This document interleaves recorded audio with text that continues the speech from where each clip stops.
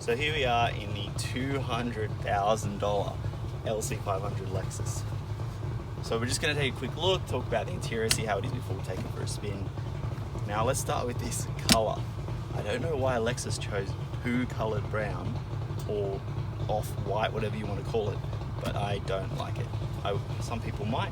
I wish they'd just gone for the plain white, which I've seen in the RCF and a few other ones, and it looks awesome. It's white with nice black stitching. I mean, that would be a much better option than this one. It's still relatively nice with the suede going around it, but I would much prefer white. Then you come up here and you've got a glass roof, but it doesn't actually open. So it slides open and shut, but it's just to look up, and that's basically it. Then you come to the front here, you've got a 10-inch display, which is tucked away quite far away. And it's controlled by Lexus's usual annoying control system, which is a little mouse thing here. I wish they'd just gone for a touch screen and brought this forward and been able to touch it, because you've got a bit of a gap here. Could have been able to actually come forward here and just easier just go dot dot dot, and then obviously put CarPlay in it as well. That's another thing that all the Lexi, plural for Lexus, that's what they're missing. It's got Mark Levinson 13 speaker sound system, I believe. It's around 9 to 950 watts, and it actually sounds quite good when you're driving for such a small form factor on the inside. Usually the sedans will have, the luxury ones will have 15 plus speakers up to 20, but because this is so small, it's basically a two-seater, I wouldn't really count the two as seats because no one can really fit there. To be able to fit 13 in here and give it almost 1,000 watts, it's quite decent. And as you're driving, I haven't really been using it much because I've been trying to hear the exhaust, but let's say you're cruising on the motorway, it does well to block out the sound as you're driving. The wheel feels quite good with these little sort of dots here. The paddles I really like because on a lot of other cars they're a bit smaller, they don't tuck down here or up the top, and you've got a nice feel for the paddles. You've got controls here for your music and your volume, and here is your cruise control. And then it's got the heads-up display as well. The Tacho here is quite decent. It doesn't have a lot of room to fit much in there. So it's got one main circle, which is all digital, and it changes whether you're in normal, sport, and all those modes, and then the fuel and the heat and all that on the side of it. So there isn't a lot of information. There is a bit of blank space on the side that I think they could have used to put a bit more information, such as when you're choosing the options, where it's got the tire pressures, range, what else? All those little options there, your lane assist and all those. There is a bit of blank space on the side that actually could have fit them in, but I don't know why they didn't put it there. Then, oddly enough, changing to sport mode and eco mode, you do it here, normal, custom, sport, eco, and then often snow, which is interesting. And then another weird way to choose options, to warm and cool your seats, there's no button around here for you to click, hot, cold, hot, cold. It comes up on the screen, which is annoying to use. So instead of just going tap, tap, tap, which is what you do in a lot of cars, you actually have to use the annoying mouse, go find seat heaters or coolers, choose the mode, and that's how you do it. But it feels really luxurious in here. The seats are insanely comfy. It's got this extra massive chunk of leather on the top with a lot more leather down the bottom. So, I mean, they probably could have saved a bit of weight putting buckety feel seats, but I think the point of this is to be a luxurious, comfortable, sporty type car. So it gets the best of both worlds, and honestly you could sit in it all day the way you're going. I push the seats fairly back, and I'm a pretty tall dude, and I can almost straighten my legs all the way to the accelerator, but the people behind aren't going to have much room, so I can go forward, and they might be able to. I reckon I would need to drive at around this level for someone to fit in the back, and as you can see, my knees are hitting the wheel basically, so it would be hard to have people in the back for more than a short drive, to say the least. So I do like the interior. It does make it feel luxurious, but yeah, just some things I think need a bit of improvement. But you're paying 200k, you want to feel like you're in something that's worth 200k, and I think it ticks the box there. It's super comfortable, and just when you're driving, it's just so smooth, and you'll see that when we go for a drive. So time to go for a spin. in this $200,000 Lexus. I love the startup. It does a massive growl, makes it sound like a supercar. Probably couldn't hear it on the audio, but it is there. As soon as you start it up, it just growls and it stays loud for a while, which is really cool. Thank you, Lexus, for doing that. All right, so we are in the LC500, taking it for a spin. I'll chuck it into sport mode so we can hear some nice sounds. Downshift a bit. That sounds awesome. So this has Lexus's 5-litre V8, which is the same engine in the GSF, same engine in the RCF. It's got 351 kilowatts and around 530 Newton meters worth of torque. It is a lot of power, but it is down on some competitors that are going to have 1, maybe 2 turbos and a V8 as well.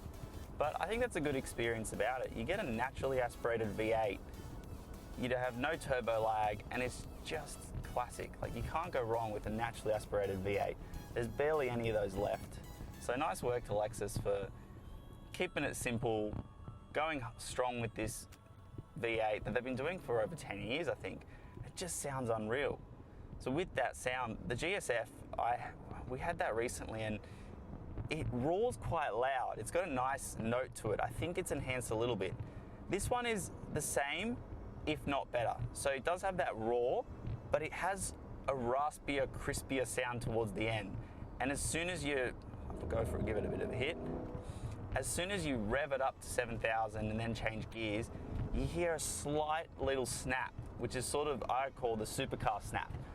And I know this isn't competing with, Lamborghinis and whatnot, but it does make it sound a tiny bit like a supercar, and I really like that.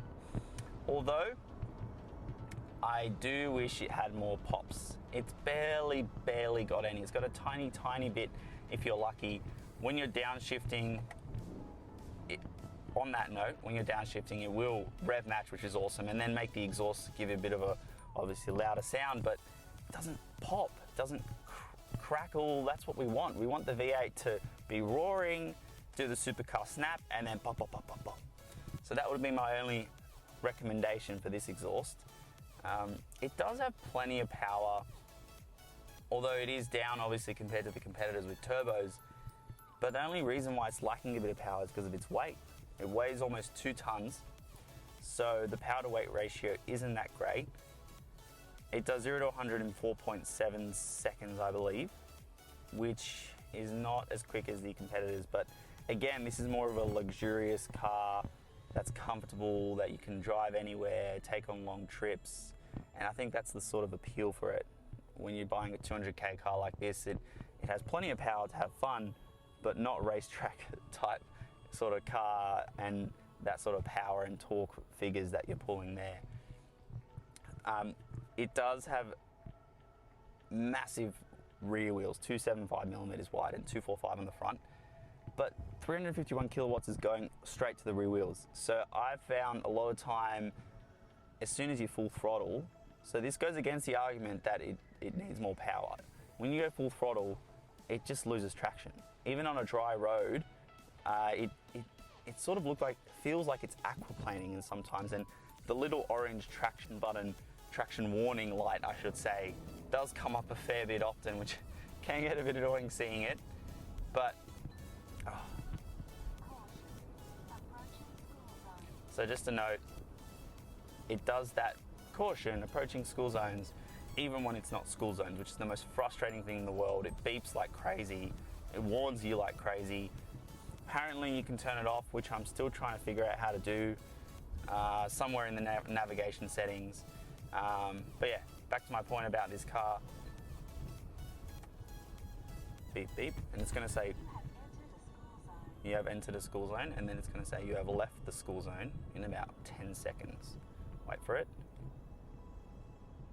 Have we left the school zone? Not yet. There it is. And so we're talking 5 beeps just to tell you it's a school zone that you've entered and left, and just crazy. So I'm trying to work on turning that off. If you can't, that's very disappointing. Let's watch this car ahead. Yeah, so plenty of power for you to have enough fun. That's what I'm trying to get at. Could do with a little bit more given its weight, although I would be more inclined to just reduce some weight. There is just so much here that I could just think could easily be removed to save some weight. 21-inch wheels, you really don't need that. Massive, thick, chunky seats. They could make it bucket-esque just to cut a bit of weight down. It's got heaps of leather, which again comes back to my point. They're trying to make this car as a comfortable luxury supercar. I use that term very loosely because it's sort of up there with the BMW 6 Series or the Mercedes SL, which is more of a luxury, comfortable, but still sporty car in a sense. The interior feels good to drive in, it's comfortable. Because you've got such massive wheels, the ride is pretty good. I mean, for how low this car is, it's probably half my height, this car. You go over bumps and ditches and you don't really feel much, which I like a lot. You're just gliding through, and that's the whole point of it being so comfortable and smooth. The gearbox is brilliant. It's 10 speed, which is more than the 8 speed of the GSF and the other ones with the other Lexuses with this engine.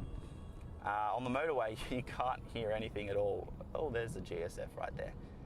Yeah, but the paddles are responsive. Let's say when you drop it down a second, it's so smooth. No matter what mode you're in here, normal, custom, comfort, eco, or sport plus, it just changes straight away.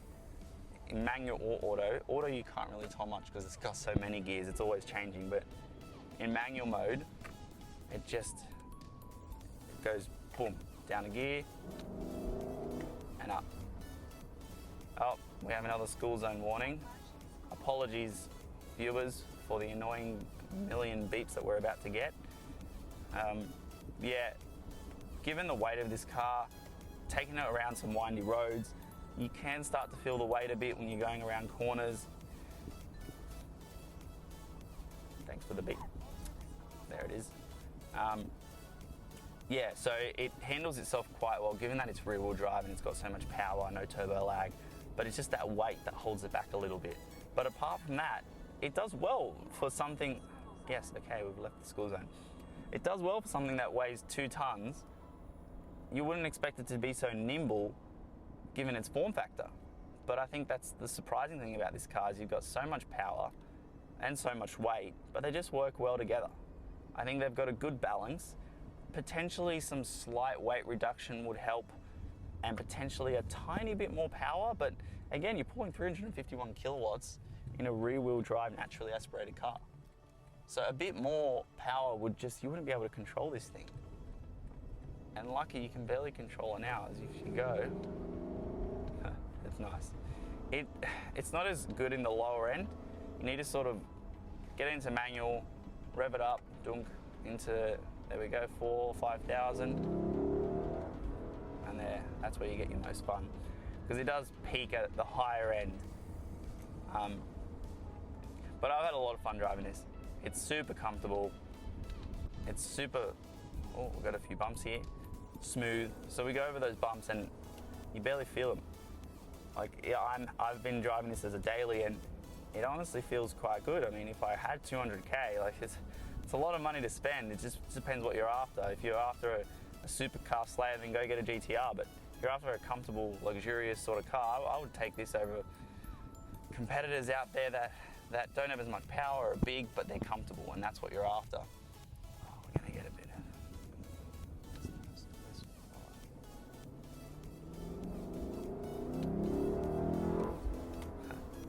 I'll try to see if we can hear that supercar snap towards the end. Yeah, the car looks good. It's a head turner. You see it, and if you know cars, you sort of have to look twice to realize whether it's an LFA or it's an LC500, which I like. And the enhancement pack has that little spoiler at the back, which is awesome because it makes it look even more like an LFA. So I've been really happy with this car. It is quite expensive, I do understand that, but it just drives so well. It's got a classic engine. It's good. There we go.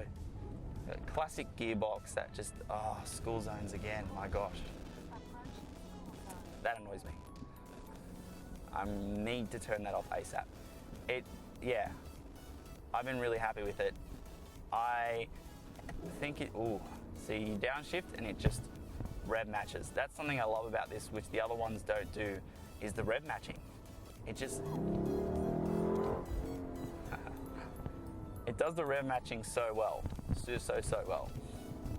And the engine is just, from what I've heard and a lot of experiences with it, considerably reliable. You've got no turbos to worry about.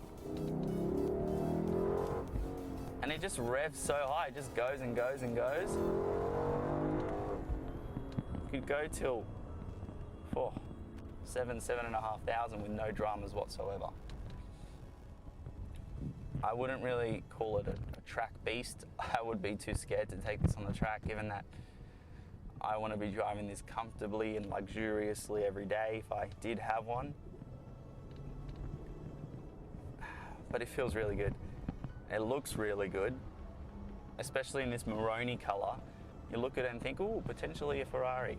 But people that know cars know it's not. But it's a Japanese, I would call it supercar. Japanese luxurious supercar in inverted commas. There is so much in here that just excites you. You've got an awesome sound, you've got a responsive engine, and it just feels really good. I'm really happy with it. It's been such a blast driving it around. But then again, the price tag is a big drawback. But there is so much in here. There's some little features on the inside that could be improved, but overall it's just been an awesome car. So props to Lexus. Fuel is probably another downside, one of the major ones, given that it's a V8 and it just revs so hard. It's tricky, but it's been awesome. I think I'm running out of battery. If this is still recording and I don't run out of battery before I get to say this, I just want to say that the fuel tank is probably around 20 litres per 100 to 25 in the city, and then a mixture of motorway and city will be like 10 to 15. I average around 13 to 14 doing 50-50, and then when I move to more motorway, it'll drop down to around 10, 11. It does have a bigger tank than the other ones, which they could have saved weight there, but I prefer the bigger tank, given that you're just wasting so much fuel driving this. It's annoying having to refuel every 300 Ks. So it's good to have a big enough tank that you can get, let's say 400 Ks driving it hard, and then go back to refuel. So well done for that. Obviously turbos would make it more efficient, but that's what you're getting this for. You're getting this for the huge V8 that just gives you a heck load of fun. And last thing, don't forget to subscribe to our channel, like and comment, and stay tuned for more videos.